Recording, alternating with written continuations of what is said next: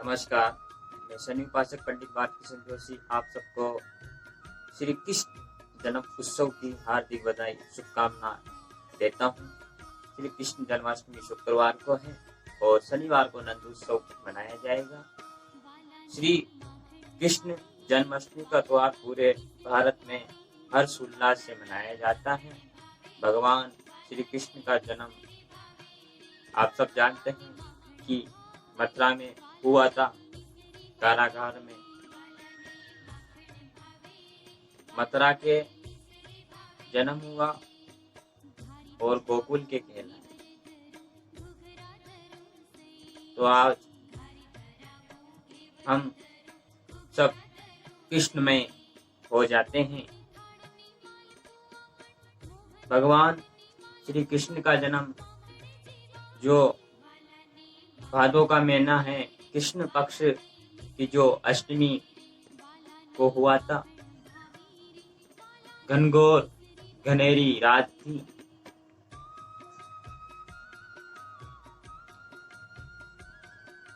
चारों तरफ मूसलाधार बारिश हो रही थी। इनका जन्म रोहिणी नक्षत्र में मथुरा की कारागृह में हुआ था। वसु भगवान नारायण का जन्म वसुदेव की पत्नी देवकी के गर्भ से उत्पन्न हुए थे श्री कृष्ण।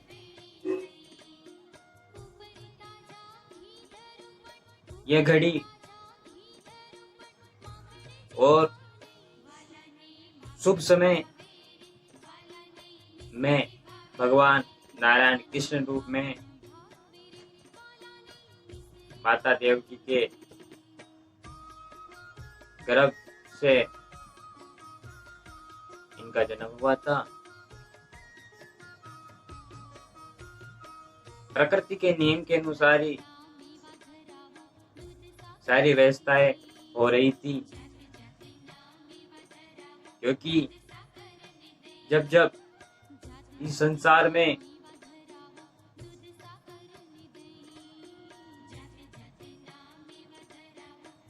किसी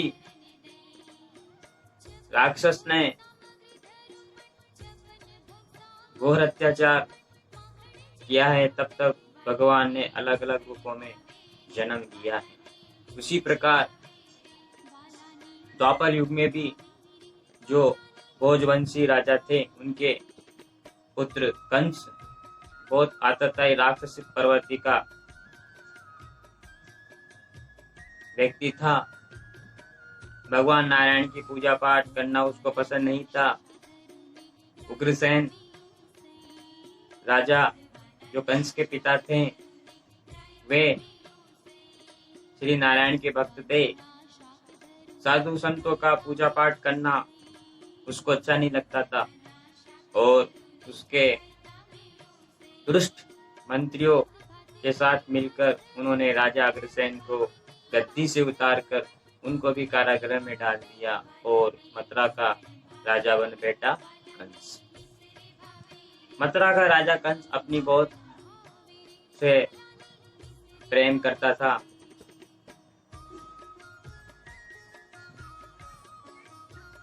मथुरा के राजा कंस ने अपनी बहन का विवाह यदुवंश में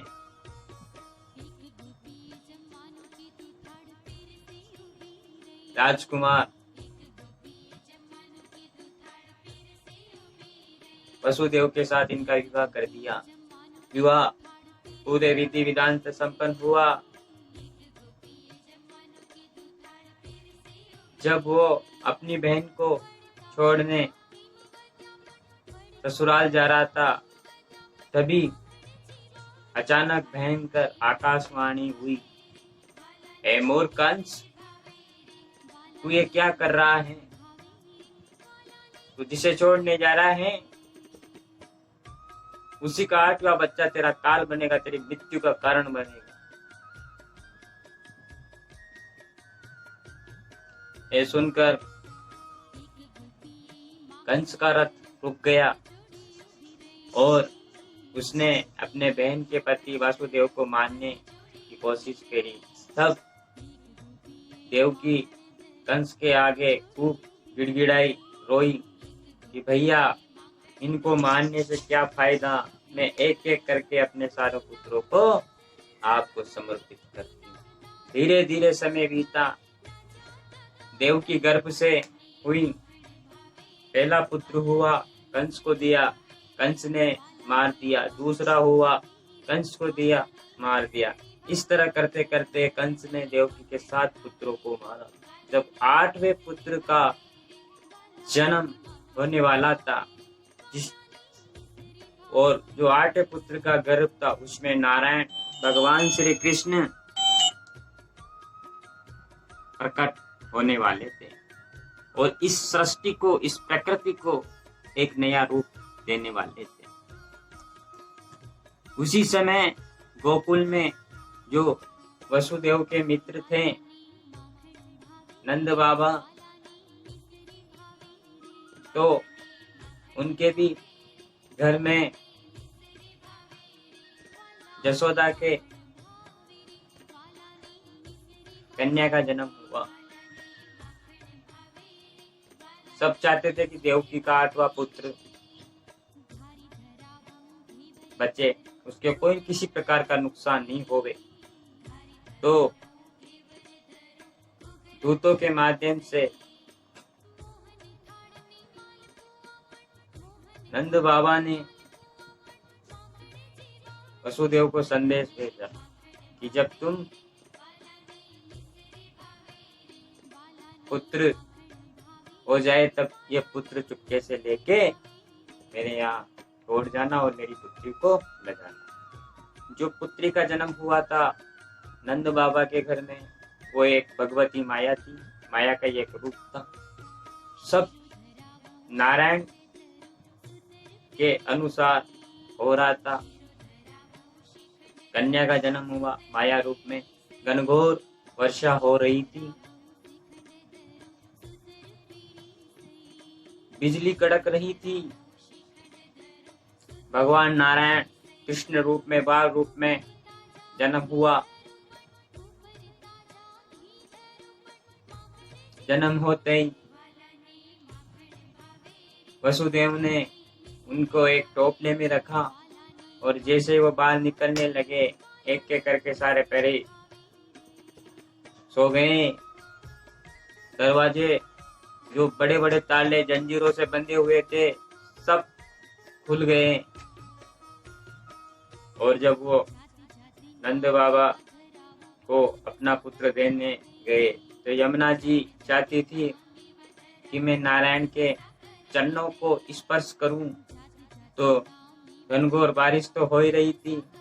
वसुदेव जी अपने पुत्र को, श्री कृष्ण को लेके जो मथुरा की कारागार से निकले, तो उस समय यमुना जी से होके नदी पार की जाती थी। वर्षा हो रही थी, यमुना जी ने अपना जल स्तर बढ़ाया और श्री कृष्ण के पैरों तक छू के वापिस हो गई।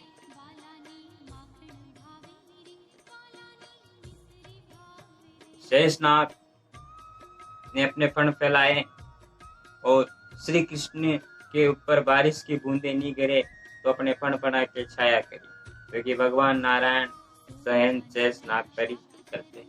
तो ऐसे करके वो अपना पुत्र नंद बाबा के रखा है और जो माया भगवती का जन्म नंद बाबा के हुआ था वो लेके वापिस आ गई। कृष्ण को पता लगा कि ये दुष्टाचारी कंस जिस प्रकार मेरे 7 भाइयों को मारा था कंस ने, तो इस कन्या को भी वैसे मारने की कोशिश करें। तो श्री कृष्ण ने माया को आदेश दिया कि जैसे तुम्हें कंस मारने लगे उसके हाथ से छूट के अपना पूरा रूप दिखाना। कंस को मालूम हुआ कि देवकी का 8वां पुत्र जन्म ले चुका है। कंस उसके आताताइयों मंत्रियों के सहित देवकी के 8वें पुत्र को मारने के लिए अपने राजमहल से निकला और कारागृह में आता है। देवकी अपने 8वें पुत्र को कंस के हाथों सौंपती हैं। माया के वशीभूत होकर कंस को ये पता नहीं था कि वो जन्म लेने वाला बच्चा लड़का है या कन्या, जैसे उसने देवकी ने अपने 8 पुत्र को, जो नंद बाबा के यहाँ से कन्या का जन्म हुआ था, वो एक माया थी, माँ भगवती का रूप ही थी। जैसे कंस को दिया तो कंस के हाथ से वो कन्या छूट के एक विशाल माँ भगवती का रूप ले लिया।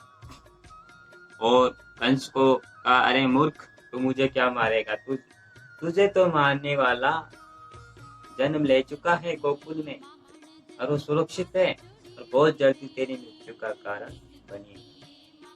तो इस प्रकार से सभी ने मिलकर देवकी के 8 पुत्र की रक्षा करी और भगवान श्री कृष्ण धीरे धीरे बड़े हुए।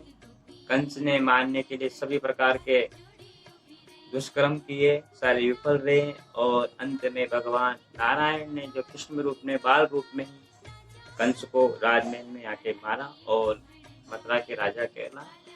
तो आप सब भगवान श्री कृष्ण का बाल रूप का पूजन कर सकते हैं, लड्डू श्याम का पूजन करें, पंचामृत से अभिषेक करें, नए नए वस्त्र पहनाएं, व्यंजन बना के भोग लगाएं और कृष्ण का नाम रटते रहें। श्री कृष्ण सब संकटों से मुक्ति देते हैं।